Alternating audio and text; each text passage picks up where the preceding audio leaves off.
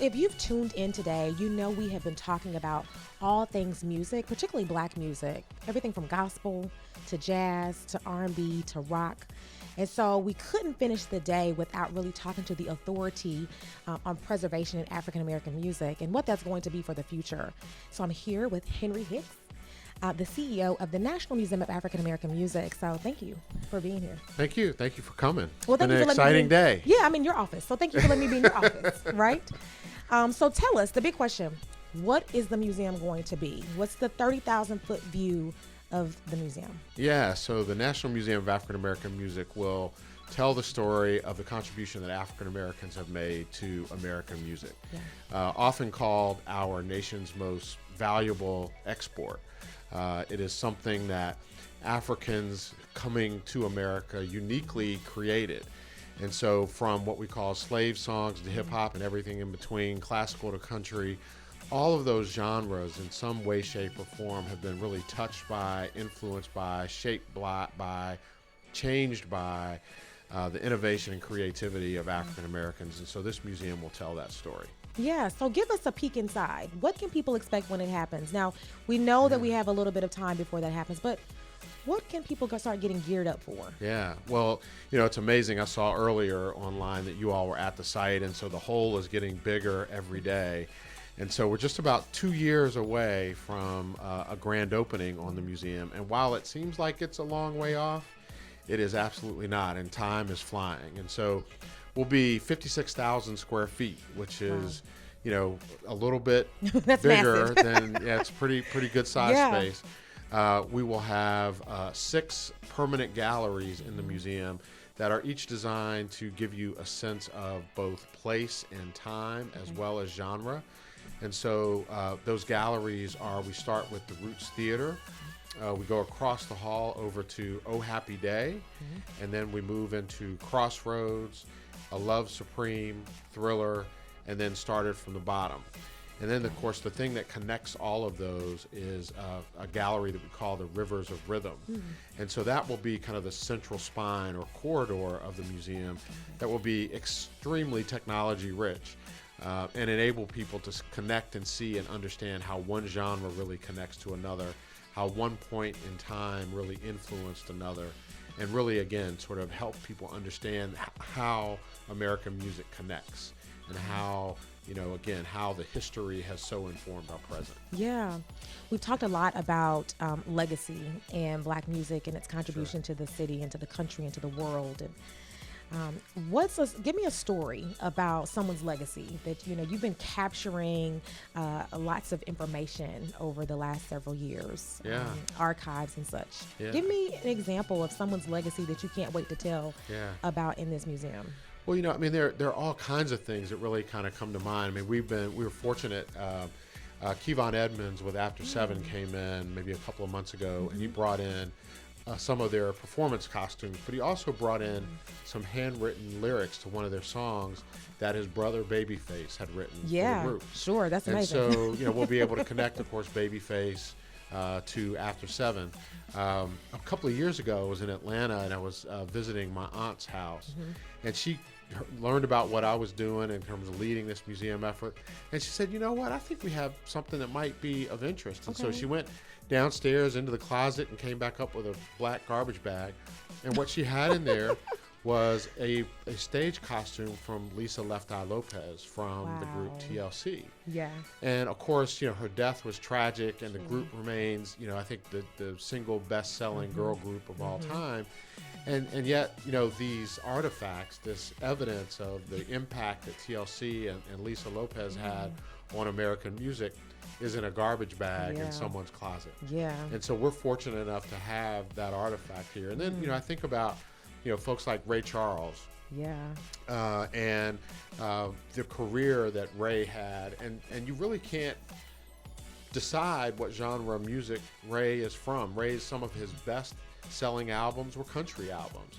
Wow. But Ray really started off kind of more as a jazz and blues musician, and he's certainly gone on to do a lot of R&B and kind of write the song that has now been adopted as the Georgia State song. And then I guess it was maybe 15 years ago or so, Jamie Foxx depicted Ray in the movie Ray, and of course Jamie has his own music career. And so as you look back over history, you realize how, maybe even in cliche format to some extent, Ray Charles is connected to Jamie Foxx. Yeah.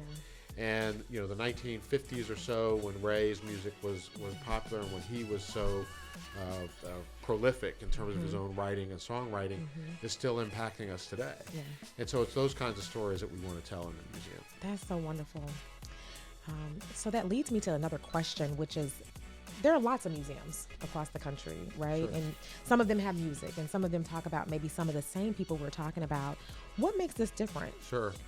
Well, we like to say, there'll be no place like Nayman. We're the only place like this in the world. And that really comes from the notion, if you think about your favorite music museum, then it really probably deals with an artist. Okay. Or it deals with a genre. Or it deals with a label. Okay.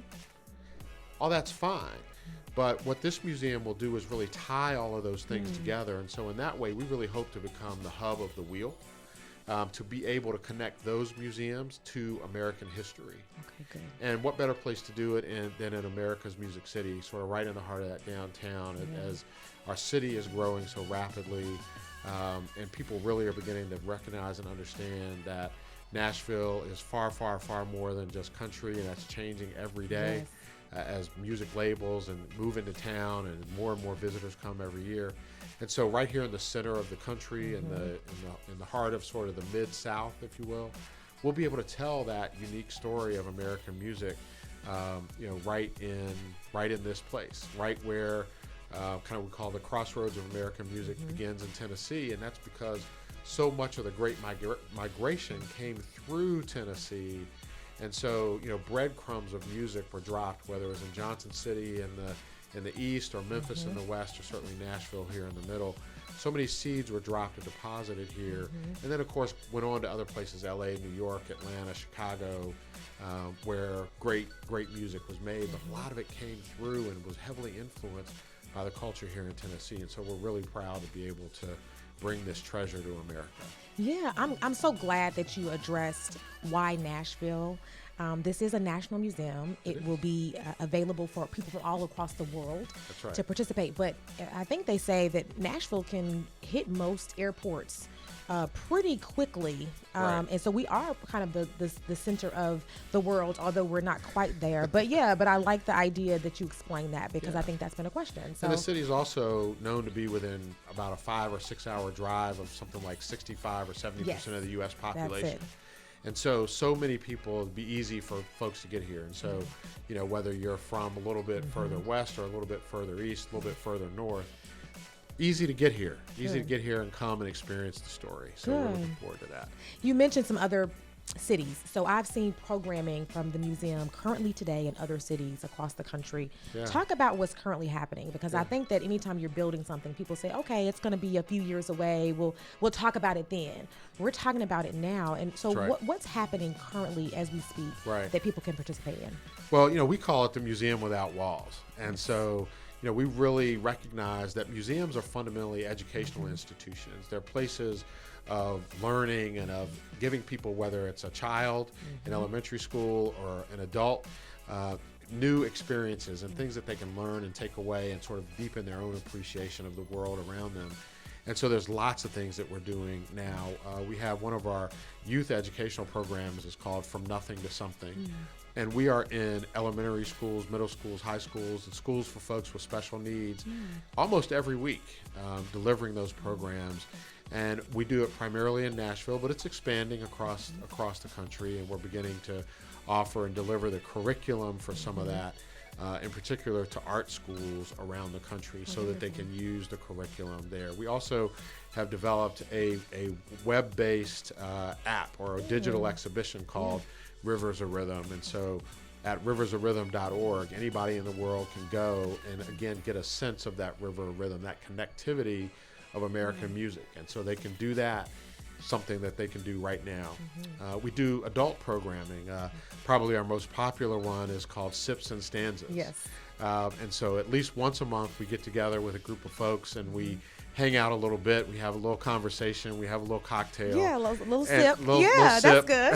That's okay. And so, and we have an opportunity for folks of like mind to just kind of get together, celebrate, learn, kind of dig in. And so whether it's honoring the birthday of Michael Jackson or digging in a little bit on the notion of STEM and STEAM and sort of where the arts fits into math and science fields. Or getting together and watching a documentary, and then having some talk back about that, so that folks can have that conversation. And so we're doing things like that. And then, of course, we also do celebrating as a part of our mission as well. And so, for the last 4 years, annually in the month of June, or just kicking off Black Music Month, we've held our Celebration of Legends event, where we've been so privileged to honor icons in American music and celebrate the impact that they've had on American music. And so those are things that we're doing already. And those are things that really sort of justify the need for a home for all of this to be. And so we're excited to be doing those things now. We're excited that folks are coming out, not only here in Nashville, but we actually did Sips and Stanzas in New Orleans this past summer, and we're in conversations with folks around the country to deliver those programs in other places. And so that's an exciting part of what we're doing, and an exciting part of the core, really, of the mission of the museum. Yeah, so what's next? I think there's lots of next. One of them being raising more money, always. One of them probably expanding more programs. But what are other ways in which people can contribute? I know that you're in the kind of archive business at this point, so you're trying to get things in for the exhibit. How do people contribute? How do they spend time with you? Right. Well, as you mentioned, I mean, today is Giving Tuesday, and we certainly need people to give. Yes.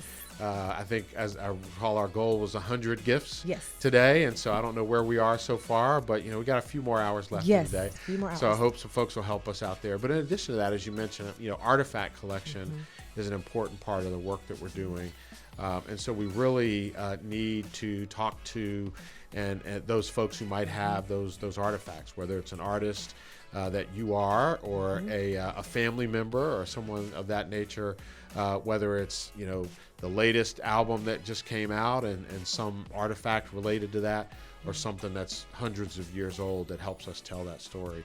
That's a big part of it as So well. if you have Michael Jackson's shoes sitting in your closet in a trash bag, please. Right. Absolutely. By all means, call the that's museum, right? I mean, that right. would be very unfortunate for that to happen. Yeah. Okay, Yeah, good. so- Perfect. Thank you for spending some time with me today and letting I'm me be excited. in your space. And so if you think, and I know you do because you're watching, that Black music is really important to the American soundtrack, I want you to give. So go to the website now, www.nmaam.org/donate. Give today.